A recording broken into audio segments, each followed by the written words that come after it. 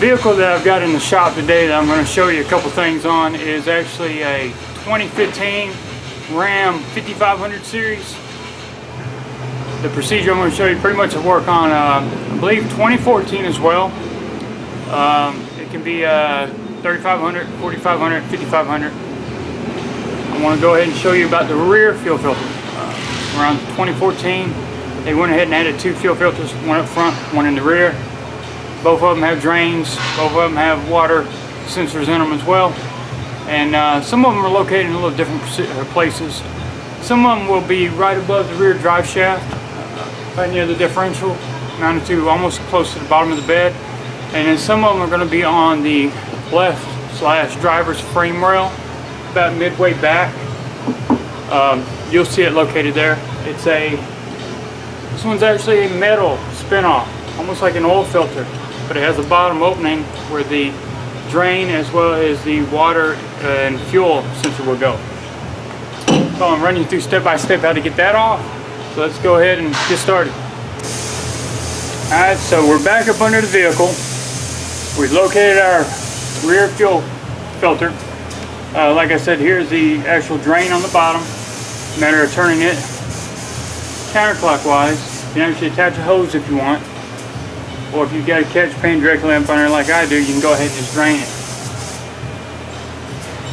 Now what you're going to have to do is disconnect this water and fuel sensor.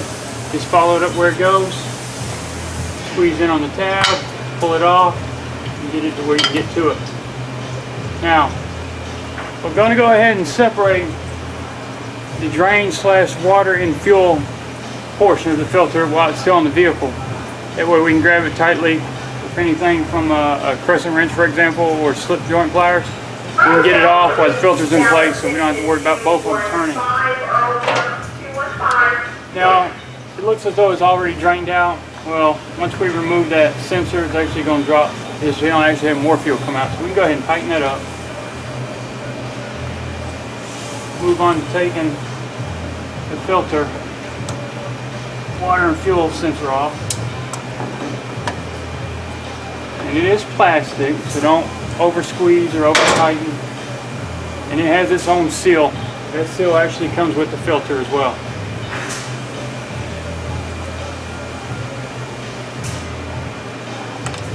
Alright, this one actually didn't have too much come out afterwards, but here we go.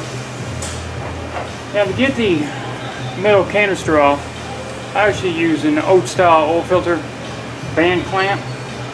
I actually don't have a number on this to tell you what the diameter is, but you can probably, when you buy your filter, you can go to your local parts store, kind of match it up to what would fit. Now from time to time these are going to be really tight, so just take your time. Now your clamp's going to fit around the bottom edge on mine, and it starts spinning counterclockwise.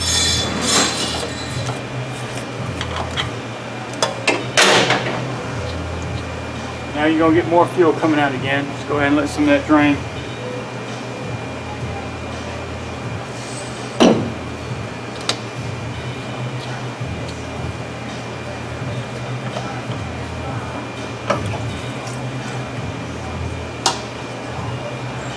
So that way we can go ahead, before I get a little bit of lube on my O-ring on my filter. So I'm going to go to install it. You got to give a little bit of push up while you're spinning it. Now, I like to go hand tight, and then I also like to tighten up a little bit more with that band clamp. Not over tightening, but just enough to feel like it's snug. Alright. Now it's just a matter of putting the new O-ring on that water and fuel sensor. Okay, go ahead and install that. Alright, now we can just thread it back up in there.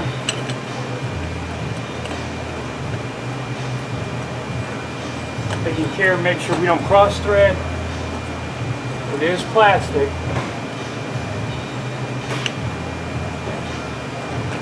Sometimes it can be a little tricky about wanting to get on there right. There we go. We're going to snug it down Try not to over tighten it. You don't want to break anything on that sensor.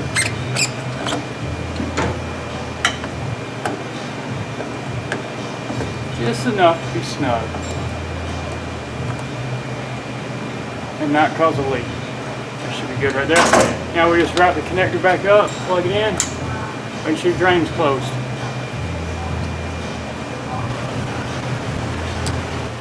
Now on these trucks with the 6.7 that have the 2 fuel filters, there's actually going to be a display on your instrument cluster that gives an interval as well as a message when it is due to be changed.